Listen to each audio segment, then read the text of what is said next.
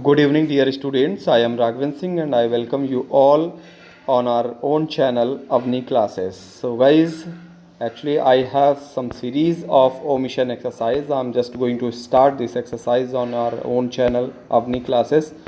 So, if you are preparing for any kind of exams like 9th, 10th standard, so you may follow me on my own channel Avni Classes on YouTube. So this is the series. There are 20 omission type of exercise. So we will do them one by one. Today the very first we have to start. Okay so जो भी students अपनी तैयारी कर रहे हैं वो मुझे follow कर सकते हैं मेरे यूट्यूब चैनल अवनी क्लासेस पर। और यहाँ पर देखिएगा एक पहली एक्सरसाइज जो कि मैं लेकर के आप लोगों के लिए आया हूँ। This is the very first exercise for you people. You can see over here. ये एक्सरसाइज मैंने जितनी भी इसमें एक्सरसाइजेज हैं they all are very nice exercise and they all are selected exercises. So we just start without wasting our time. Here first of all कि जो 9th के students हैं they don't know what is omission type of exercise. क्योंकि अभी तक उन्होंने omission, क्योंकि 8th में omission है नहीं according to CBSE board, so we have to start in 9th class. So 9th class के students अभी तक हो सकता है बहुत सारे ऐसे students हो they don't know that what is an omission kind of exercise. तो इसमें मैं एक बेसिक जानकारी आप सभी को दे दूँ कि इसमें क्या होता है कि हर एक लाइन में कहीं कोई वर्ड मिस होता है जो लिखा हुआ नहीं होता। The word in each line is missed. We have to identify the right place of the missing word and what is the word. Okay, यहाँ पर हमें 3 कॉलम्स मिलते हैं। आप देख सकते हो यहाँ पर इस जगह पर की मैं बात कर रहा हूँ, यहाँ पर हमें ये 3 कॉलम्स मिलते हैं and in those 3 columns what we have to write actually you can see over here the first one is done already in the book exercise. Here it is written a wicked man once went to guru. So here slash is written, it means we have to identify the correct place where the word is missing, right? तो अभी देखेंगे कि गुरु के पास में यहाँ पे slash लगा हुआ है, यानी कि यहाँ पर हमारा वर्ड कुछ है वो मिसिंग है और क्या मिसिंग है वो लिखना है। तो मिसिंग का कॉलम जो होता है वो बीच में होता है। ये कॉलम, ये जो वाला कॉलम जो आप देख रहे हैं कॉलम, ये मिसिंग का है। जो वर्ड मिस है वो यहाँ पर लिखा जाता है, बीच में लिखा जाता है। और उस वर्ड से पहले, तो इसके लिए कैसे आपको पता करना पड़ेगा, यहाँ पर बिफोर लिखा हुआ होगा, बिफोर, और यहाँ पर होगा आफ्टर, यहाँ पर ये आफ्टर लिखा हुआ होता है, राइट। तो आपको ये पता करना होगा कि कौन सा वर्ड मिसिंग है। वहाँ पर आप स्लैश लगा लीजिए जहाँ पे वर्ड मिसिंग है, you have to place the slash. और उस स्लैश से पहले यानी बिफोर क्या लिखा है, टू लिखा है। तो यहाँ पर देखेंगे कि इन्होंने यहाँ पे टू ऑलरेडी लिख करके आपको दे दिया है। For the first is done for you. और इसके बाद में जहाँ पर स्लैश है वहाँ पर ए आएगा, आ आएगा, और इसके बाद में गुरु जो कि आफ्टर वाले कॉलम में आएगा। तो accordingly we have to fill and without wasting the time we have to start some other. Here we can see a wicked man once went to a guru, यहाँ पर स्लैश है, a guru for initiation into spiritual life. Again guru आ गया यहाँ पर, देख लीजिए। तो अब देखिए ऐसी सिचुएशन में हमें ये पता होना चाहिए कि जब एक बार सिंगुलर नाउन पहले डिस्क्राइब किया जा चुका है तो वहाँ पर ए आएगा, यानी आ आर्टिकल वहाँ पे लगेगा। लेकिन जब सेम नाउन, सिंगुलर नाउन दोबारा जब रिपीट होता है, it is repeated for the reference, then we have to write the article, right. तो यहाँ पर क्या होगा, यहाँ पर हम स्लैश लगा सकते हैं, ठीक है। तो लाइफ आ जाएगा इस वाले कॉलम में, इस वाले कॉलम में लाइफ आ जाएगा, और जहाँ पर स्लैश लगाया है वहाँ पर दा आ जाएगा, दा आ जाएगा, और इसके आगे गुरु हम लिख लेंगे, गुरु।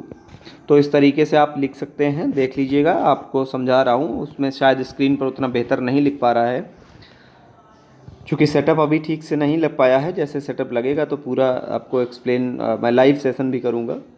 तो इस तरीके से समझ गए होंगे कि यहाँ पर गुरु फिल किया जाएगा। And after that ask him, the Guru ask him. अब देखिए यहाँ पर एक वर्ब लगी हुई है ऑलरेडी, आस्क, ये आपकी हो गई मेन वर्ब, और फिर दूसरी वर्ब आ रही है गिव अप।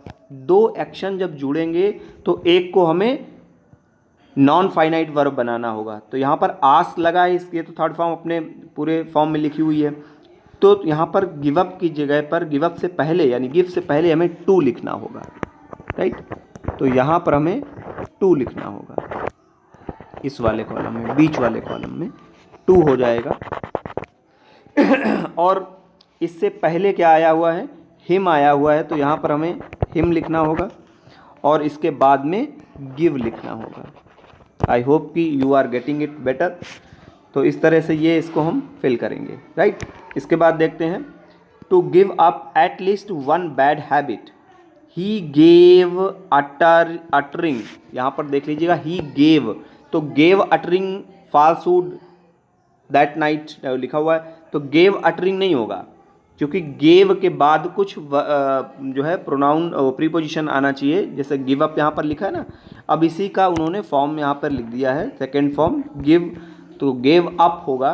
तो यहाँ पर ये सी वाले कॉलम में पहले आप गेव लिखेंगे और गेव के बाद में आप अप लिखेंगे और इसके बाद में फिर अटरिंग लिखेंगे। यहाँ पे आप अटरिंग लिखेंगे, इसको लिख लीजिएगा, ठीक है। समझ रहे होंगे, आई होप कि you are getting it better. हाँ, इसके बाद में आता है falsehood, that night when he went to royal palace. Went to, देखो मुंह से ही अपने आप से निकल रहा है, वेंट टू, राइट। तो डी वाले सेक्शन में यहाँ पे आप जो है टू फिलअप करेंगे, टू, ठीक है। और इसके बाद इसके पहले क्या आया है, वेंट आया है, तो वेंट यहाँ पर हो जाएगा, इस वाले कॉलम में वेंट आप लिखेंगे और द रॉयल यानी द वर्ड जो है वो यहाँ पर लिखा जाएगा, ओके। तो ये हो जाएगा went to the royal palace.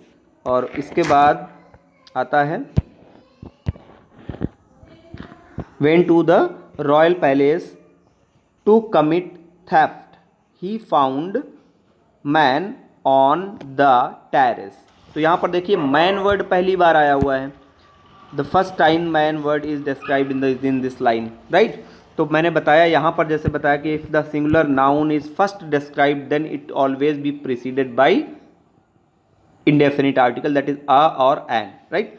तो मैन के अकॉर्डिंग क्या लग जाएगा, अ लग जाएगा, he found a man in E number column, तो आ हो जाएगा। यहाँ पर आ को फिल करेंगे और उससे पहले क्या लिखेंगे तो फाउंड लिखेंगे उससे पहले, यहाँ पर फाउंड हो जाएगा और उसके बाद में यहाँ पर मैन हो जाएगा, राइट। तो इस तरह से आप इसको फिल कर लेंगे। Terrace who said that he was a thief. अब देखिए क्या कह रहा है वो इंसान, कह रहा है he was a thief, right. तो मतलब मैं भी, तो भी का सेंस यहाँ पे आ रहा है, तो ही टू वॉज अ थीप, ही पहले आप ही लिखेंगे, ओके, जस्ट अ मिनट। इससे पहले आप जो है यहाँ पे ही लिखेंगे एफ नंबर में, ही, फिर टू, टी एडवर्ब टू यहाँ पे आएगा, वॉज आ जाएगा यहाँ पे आप वॉज लिख लीजिएगा, राइट। तो हो जाएगा he too was a thief but broke into treasury. देखिए यहाँ पे बहुत ध्यान देने की बात है, यहाँ पे क्लॉज है, यहाँ पे बोथ ब्रोक इनटू, ठीक है ना, ब्रोक इनटू, चुपचाप कहीं भी एंटर करना, द ट्रेजरी जहाँ पर खजाना रखा हुआ हो, है ना, पैसे ऐसे रखे हो, तो बोथ दोनों he broke into the treasury, वो खजाने में घुस जाते हैं, और डिवाइडेड एंड डिवाइडेड, राइट, क्योंकि यहाँ से एक दूसरी कोऑर्डिनेट क्लॉज जुड़ रही है और ये आपकी प्रिंसिपल क्लॉज है यहाँ से यहाँ तक, राइट, यहाँ से यहाँ तक ये ब्रोक वाला पूरा लगे, ये प्रिंसिपल क्लॉज है। और जब दो इंडिपेंडेंट क्लॉजेज जुड़ती हैं तो कोई ना कोई कोऑर्डिनेटिंग कंजक्शन लगता है, यहाँ पर एंड लगेगा तो यहाँ पे आ जाएगा एंड। तो ट्रेजरी आप पहले लिख लेंगे इस वाले कॉलम में, ट्रेजरी, और इधर वाले कॉलम में आप डिवाइडेड लिख लेंगे। समझ गए होंगे, लास्ट इसका H नंबर आप देखेंगे, the other person was none other than king. अब देखिए ध्यान देना होगा यहाँ पर, ये जो इसकी बात कर रहा है यहाँ पे ये किंग वर्ड आया हुआ है, यहाँ पर द किंग लिखा जाएगा क्योंकि यहाँ पर ही जो मैन था वो डिस्क्राइब हो चुका था, जो अदर पर्सन था वहाँ पे। तो ये यहाँ पे ये किंग वर्ड जो आया है इससे पहले द लगेगा भाई, द किंग। किंग आप यहाँ पर लिखेंगे और दैन यहाँ पर। ओके, आई होप कि you have got it and completely understand also that what is all over the omission।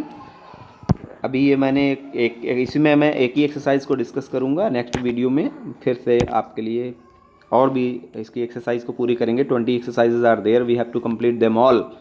Okay, so now I am going to wind up the class. Have a nice night, good night to all of you. और हाँ, हमारे channel को अगर subscribe नहीं किया है तो ज़रूर सब्सक्राइब करिए और ये वीडियो को ज़्यादा से ज़्यादा अपने स्टूडेंट्स तक भेजिए, so that they also get know that Omni Classes is going on once again and it is very helpful video for the new students who are coming, like who just recently joined 9th class.